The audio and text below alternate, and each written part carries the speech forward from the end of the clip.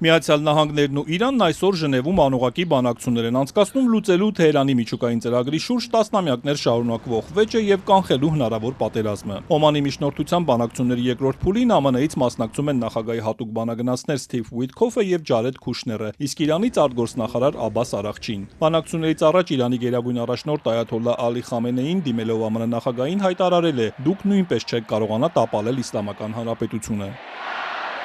Իրանցի բարձրաստիճան մեկ այլ պաշտոնյա, ում անունը չի նշվում, Reuters-ին ասել է, որ Իրանը Ժնևում է անկեղծ կառուցողական առաջարկներով եւ դրական ու լուրջ է տրամադրված։ Բանակցությունները կարող են արդյունավետ լինել, եթե ԱՄՆ-ն լուրջ վերաբերվի Իրանի դեմ պատժամիջոցները վերացնելուն եւ խուսափի անիրատեսական պահանջներից, ասել է պաշտոնյան։ ԱՄՆ նախագահն իր հերթին հայտարարել է, որ ինքը եւս անուղղակիորեն կմասնակցի բանակցություններին։ Դոնալդ Թրամփը կարծիք է հայտնել, որ Թեհրանը ցանկանում է գործարք կնքել, թեև խոստովանել է, Իրանի հետ դժվար է բանակցել։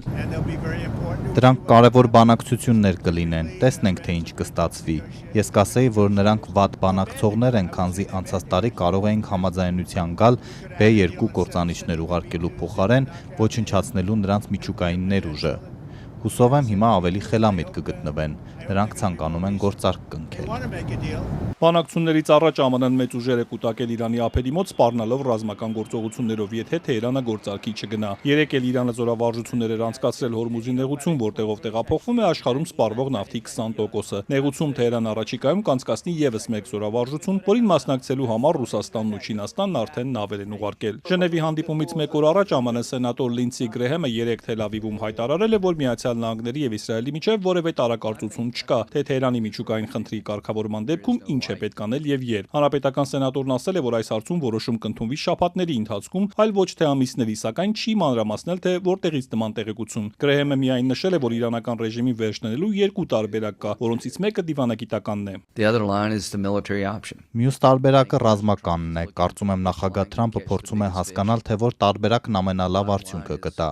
Կարևորն այն է, որ որոշումը կկայացվի շաբաթների, ոչ թե ամիսների ընթացքում։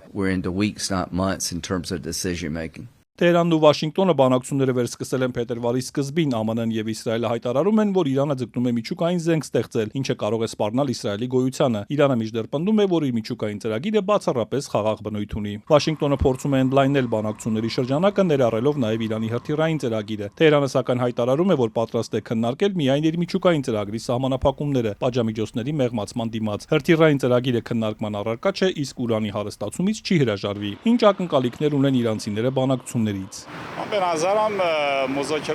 Կարծում եմ բանակցությունները լավ կընթանան, քանզի հարևան երկրների ճնշումը հավանաբար կկանխի պատերազմը։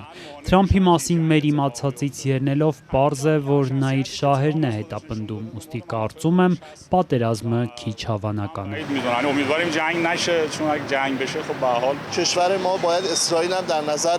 Մեր երկիրը պետք է հաշվի առնի նաև Իսրայելին, որն այս բանակցությունների հիմնական խոչընդոտներից մեկն է։ Բանակցություններից դրական արդյունք ենք ակնկալում, հուսով ենք, որ դրանք ժողովրդի շահերից կբխեն եւ պատերազմ չի լինի։